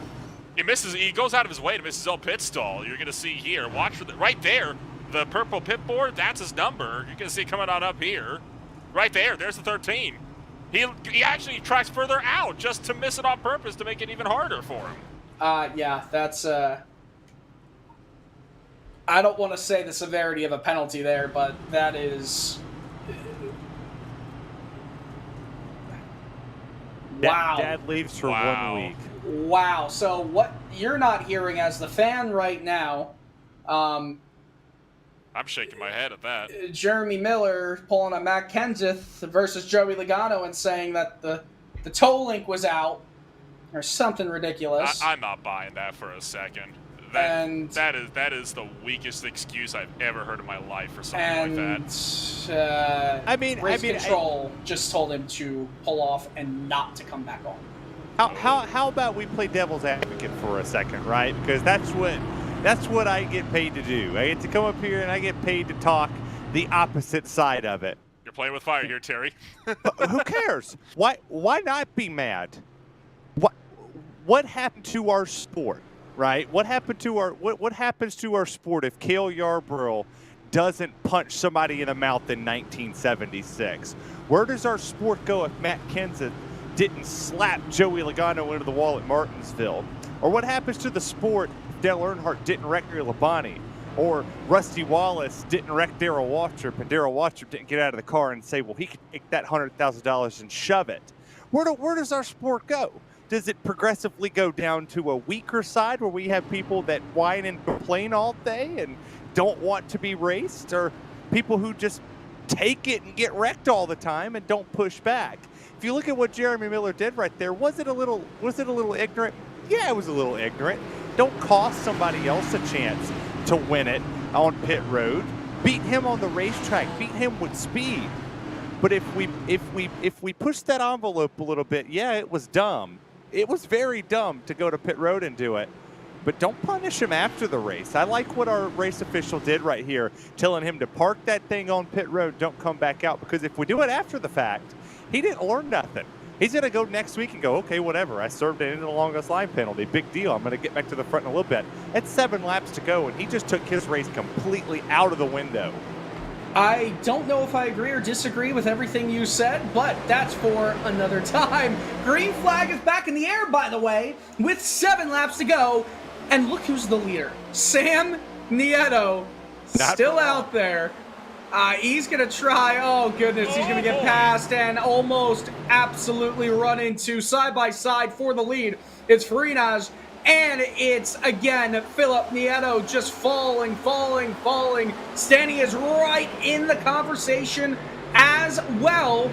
Matt Danson, of course, is, well, not really in the conversation anymore. He's back in 11th place for the time being. 6 laps to go. 3 cars under a blanket for the lead. 5.5 miles. Gonna be 5 miles to go, this time by at the stripe as the field continues to rocket away. The top 3 in a breakaway from 4th on back. We're Dunkelberger side by side with Brandon Bowie. 5 laps to go from the Phoenix Raceway in the Matt Liveries to 50. Bowie up on top, Dunkelberger down on the bottom, and Dunkelberger gonna maintain the run of the boosted Camry down to turn number 1, but not before the Williams Automotive Repair Camry gets the drive over the top shelf. Here comes Cody Harris. Trying to pick up a top 5 from the bottom. How about Dunkelberger, who was involved in a wreck midway through the race and is right back in contention to potentially win and at the very least get a top 5. 4 laps to go, 4 miles around the Avondale, Arizona circuit.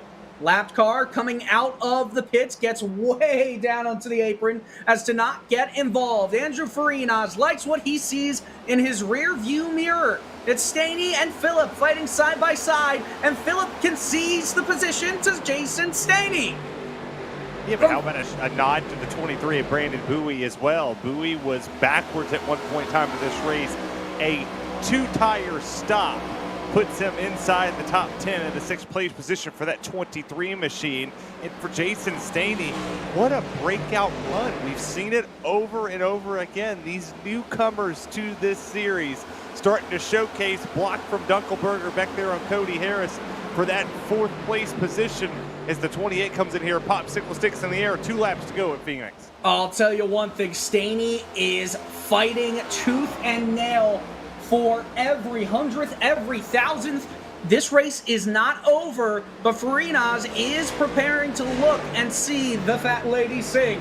Maybe it's coming. There's a lap car way ahead in the distance, still side-by-side battling.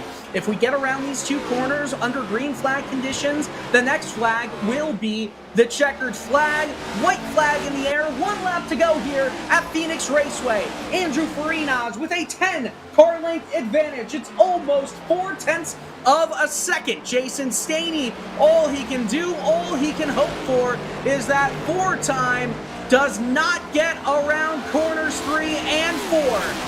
Half a lap to go, just a little bit more for Andrew Farinas, part-time driver, doesn't matter. He's still a full-time champion and a full-time winner.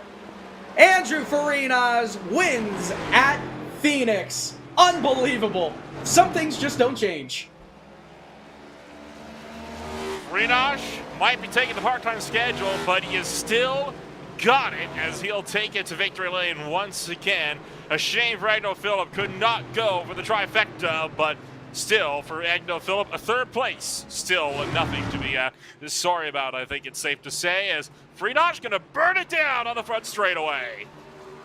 Is this his first win outside the 88? I think it is. Oh, it's a weird look, I'll tell you that for sure, him winning in the 20 car. But hey, if Jimmy Johnson can attempt to do it in the 84, I guess Farinas can attempt to do it in the 20. He's burning it down like it's his first win, I'll tell you that.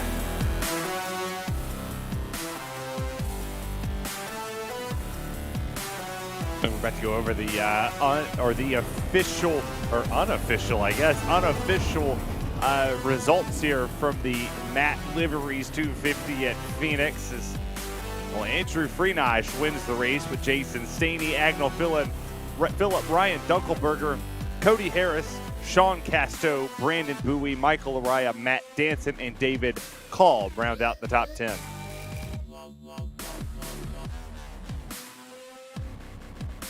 It's going to be Joseph Tighes down in that 11th spot with Ross Cato back in 12th. Thomas George picks it up in 13th place with Brandon Vanderblaze back in 14th. Brandenburg finishes this race 15th with Michael George in 16th. Paul Bergoli will bring it up in 17th, but not to mention 18th. Alexander Light, Carl Pooler rounding out the top 20.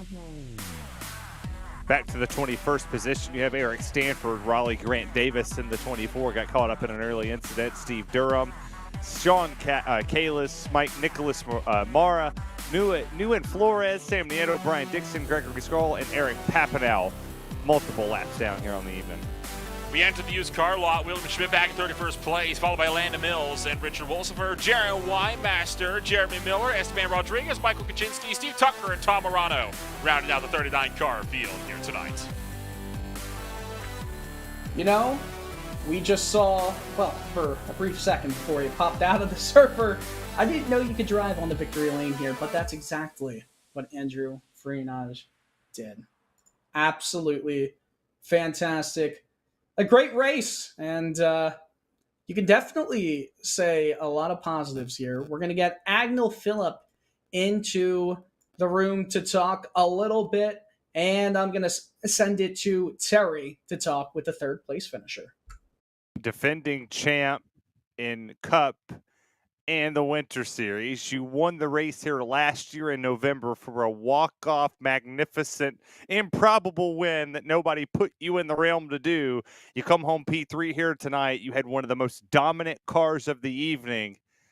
What happened at the end made you fall back to Jason Staney and Andrew Farinas? Just kind of got on the wrong side of the strategy a little bit there. I think the two tires would have worked out fine if we had inherited the lead on the restart, but Sam stayed out. I think he's probably out of tires or something, but that kind of put me on the outside, which is not where I really wanted to be on that restart, and that kind of, it was going to be an uphill battle. There are a couple things I probably could have done to try and hold Drew off, but then once you don't have that clean air and you're on the two tires, there's not really a ton that you can do. So that was super fun with Drew. I miss racing with him every week in this series, because that was incredibly fun. I would hope he agrees. That was a good little battle we had there on a couple of those runs. Well, you obviously back-to-back wins, Auto Club, Las Vegas, come home P3 here. Will you let me kind of goat you a little bit to be cocky for a second? Is this your championship to win? Is one-time champion going to sound a little bit better to say two-time champion? I mean, that's the hope, but at the end of the day, we're not really going to know until the end of the year, and there's just a lot of things that can happen between now and then. I don't know. Now that Drew's won one, is he going to be in the playoffs? Because if he is, that's I certainly wouldn't want to count my chickens if he's in the playoffs. or Catch My Chickens, I guess, is Clint Boyer. I didn't realize that's what they said where he was from. But I think we've shown some pace, we've shown some strength, and consistency, and I hope I can continue that through the season. But what are our favorites, right? Like at this time last year, you would have said, the favorites are Drew and Kevin, and I think Brandon Six was doing really well at the beginning of last year, and at the end, Kevin was still there, Drew was still there, Brandon had some stuff happen during the playoffs, so you just never know. So I wouldn't go that far, but definitely trying to keep stringing together good finishes. And I thought, all said and done, I ran a pretty good race, start to finish. So I can be happy with that. Well, congratulations on P number 3, Agnell Phillip. That 851 Chevy looked really good up front. We'll see you next week, I believe, from New Atlanta. Yeah, we'll see how that goes. But yeah, see y'all next week. Thank you so much, sir. That's Agnell Phillip, P number 3 here this afternoon. And I believe Nolan is standing by with Jason Staney, who finished P2. Indeed I am. And Jason, for you, 15th place all the way up to second. You're a bit of a sleeper so far for the duration of this race, and you find yourself finishing runner-up to Andrew Friedosh. Why don't you walk us through what this race was like from your perspective? Oh, yeah. I'll tell you what, man, it was absolutely crazy. Starting back there and almost dead center of the pack and working your way up. Top line was super dominant on the restarts. And ironically, as soon as you got about 2 or 3 laps in, you wanted to jump back down to the bottom, save those tires. I got caught around lap 80, 90, where I was just stuck on the top and I couldn't get my tires under control. And they were just felt like they were on fire. So, yeah, happy we moved all the way up at the end. But, I feel bad for Matt under that pit lane incident. So if there's anyone that deserves to be where I am right now, that's Matt. So hats off to him. He drove a great race until that incident in pit lane. So, unfortunate, but it is what it is for him. You mentioned, of course, the outside lane being dominant, and of course, when it comes to flatter tracks, it tends to be a bit more momentum-based. Do you think the higher lane was more of a value when it came off of turn 2, or was it more, I think you had to get a good drive off of 4 for it? Oh, I'll tell you what, I think it was important in 4 for sure, because if you got it wrong out of 2, it was super easy, or the last corner. I'm getting my corners mixed up, not used to the reconfiguration, right? So last corner, coming across the start finish, if you get it wrong, you're up in the fence. So you had to make sure that the old turn 4 was pretty spot on. Otherwise, you weren't really going to make a pass. We look forward to what's coming on up next, and we get set to pick the speeds right back up to the Atlanta Motor Speedway coming on up next week for a 200-mile run. Obviously, it's going to be one of our first runs at the newly repaved Atlanta Motor Speedway. What's going to be the strategy for the Frim UK Mustang over there? Oh, I'm just hoping to stay out of trouble at that point. It's sort of like a super speedway, and we're just going to take it as they come, just have fun. I don't ever expect to do well in this, so anything above top 5 is a cherry on top 10 even. So I'm just happy to be here and have fun racing with good guys. Well, hopefully we'll be seeing you racing with some of the good guys, and maybe even getting one better at the Atlanta Motor Speedway over in Hampton, Georgia next week. Thanks for joining us tonight here, Jason. Best of luck next week in Atlanta. Thank you, sir. Appreciate it. Jason Stanley joins us up here from second place on the timing boards. We'll move to the man of the hour, race winner and pole sitter Andrew Friedosh, standing by with Dylan Coyle. Andrew Friedosh. It was the tips I gave you at Super Dirt Week that helped in this race, right? Oh, exactly. I missed you on Sunday up there. What happened? Man, I know I wasn't feeling well. It was October. It was chilly. I guess I wasn't built for that New York winter coming up. But hey, you won in the 20 car. Does it feel a little bit different, a little bit special winning on a part-time schedule compared to winning on a full-time one? Yeah, I don't think I've been this excited in a long time to win a race here. I was nervous as hell going into it. Starting on pole, I just didn't want to ruin any of the full-timers season, so tried to race hard, but tried to race respectful. But I expected to come out and try to get a top 10. I don't know where the win came from. We definitely were first and second place car, which is really good to know we still have it. But I mean, this is up there, top 5 favorite wins here in RSR. That's awesome. When did you feel like during qualifying, obviously you sat on the pole, you were fast from the very onset of the qualifying session, maybe not the practice session. We were talking about that right before you went up and said, hey, I'm going to take the pole anyway. But when did you feel like you had that long-term speed over the course of the race that you could capitalize and win it? I'm sure you were sweating a little bit right there when before that last caution came out. Yeah, that first run, I kind of felt confident. I was saving pretty hard tires, and we were still, keeping the lead. I wouldn't say pulling away because Agnell and this whole field is so talented. So it's kind of hard to just jump in and try to beat them all. So, but that first run, I felt somewhat that we had speed to be in the top 5, and yeah, I don't think we had the best long run car. Agnell obviously got around us there, and we were lucky to get the caution. And I thought he was going to take 2. I wanted to take 2, but my spotter talked me out of it, and it was the right call. So definitely, I think that first run we kind of knew we had pace to maybe win, but still shocked that it happened. Last question: do you miss the broadcast booth? No. Yeah, the whole race. I'm thinking what you guys are doing up there. I hope we put a good show on for you guys. Hey man, you could do a little bit of what I did. You're not going to run in 30th place while also be on the broadcast. I think you have a top 5 potential while being in the broadcast. So maybe you should do a little bit of that. Yeah, we'll definitely consider it. All right, Andrew Freenage is your winner here in the Matt Liveries 250 at Phoenix Raceway. Well, gentlemen, that was a fun race. That was a fun watch, and I think we got a lot of enjoyment. Some tempers flared in the desert in Avondale, Arizona. I think we're looking at a really fun and exciting and different season than we're used to here. I think to safely say that this could be one of the biggest seasons that the RSR has ever seen. Just following up, obviously, what we had coming off of an actual barn burner over in 2022 is a bit of an understatement. I mean, this has been one of the most hotly anticipated seasons ever since we went into the offseason in November of 2022. And I think it's safe to say that so far, this season has absolutely delivered. Week in, week out, we have never had a dull moment, and that trend continues here in the Phoenix Desert. Yeah, and you know what? We do miss Evan Pasoko being in the booth, being in race control. I don't know when I'll be back, but it was definitely a lot of fun to be able to step in his shoes, step on his mic, step on his series. That's not the right wording I wanted to go for, but hey, it happens. Evan Pasoko is a real person, by the way. We were joking the whole race that he wasn't.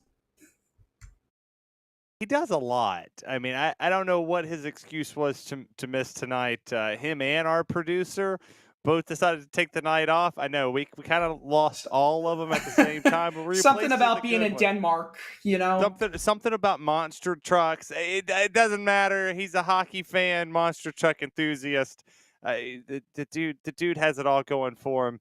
It was good to shake things up. And I mean, there was a lot to unpack in this race, and there's going to be a lot for him to unpack when he goes into it to come back next week for the Atlanta Motor Speedway.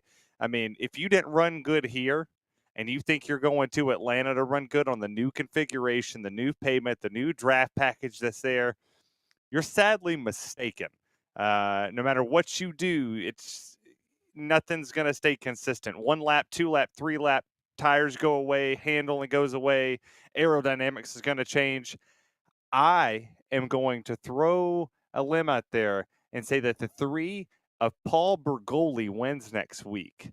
He's going to do it for Dale in Atlanta. Okay. Nolan, got to hear your prediction now, too. Can't go one without the other. I don't have one at this point. Every time I make a prediction, it ends up being almost the polar opposite. So if I'm going to have to make a prediction, I'm going to go Durham. Why not? Let's put Steve Durham up. So we'll put him on blast this time around. If he wrecked, it's Nolan's fault.